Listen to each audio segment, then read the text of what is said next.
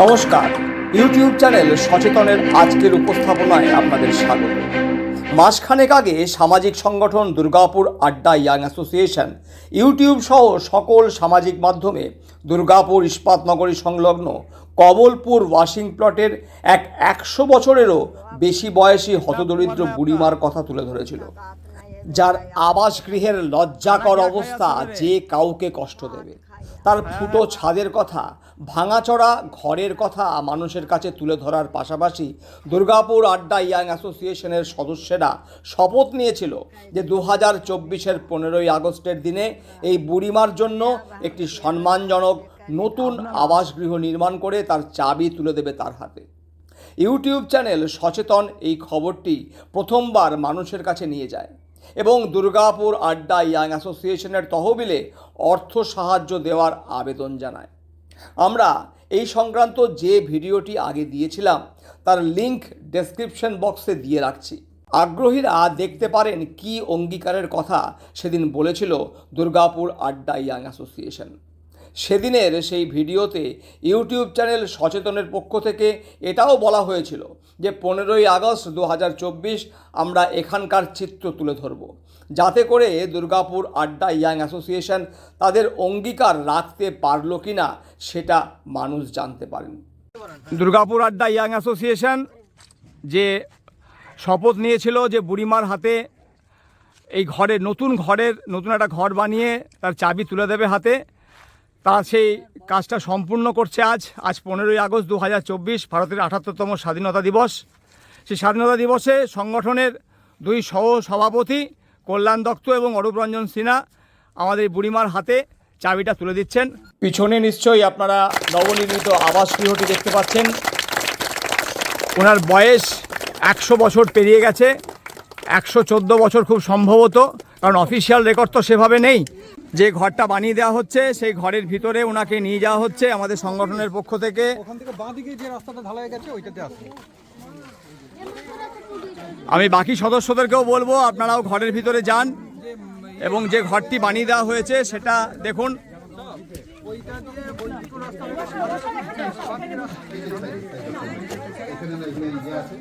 এই ঘরটা ওনার জন্য বানিয়ে দেওয়া হয়েছে, উপরে ফল সিলিং করে দেওয়া হয়েছে, পাকা ঘর। উনি সোজা হয়ে দাঁড়াতে পারেন না, সবসময় কারো না কারো হেল্প লাগে। এই ঘরটা ওনাকে বানিয়ে দেওয়া হয়েছে সংগঠনের পক্ষ থেকে।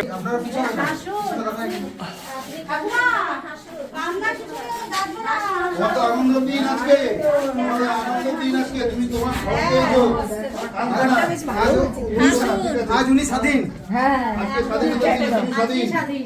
তোমার নিজের বাড়িতে তুমি নিজে আছো।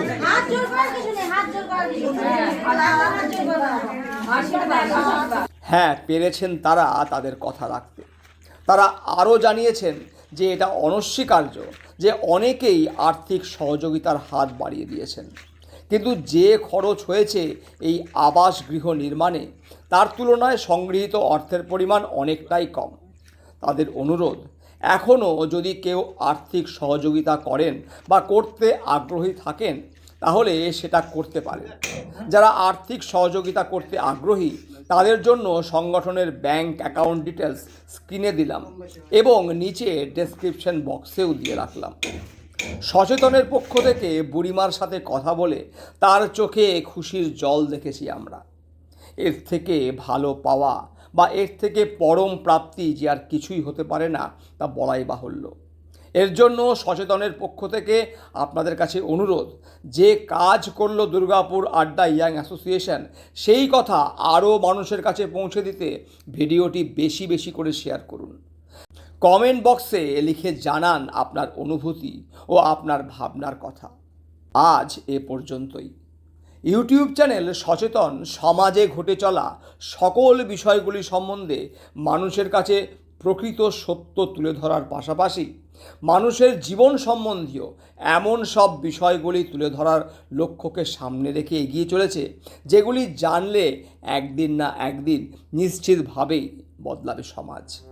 যাওয়ার আগে চ্যানেলটি সাবস্ক্রাইব করে পাশে থাকার বার্তা দেবেন এই প্রত্যাশা রাখছি।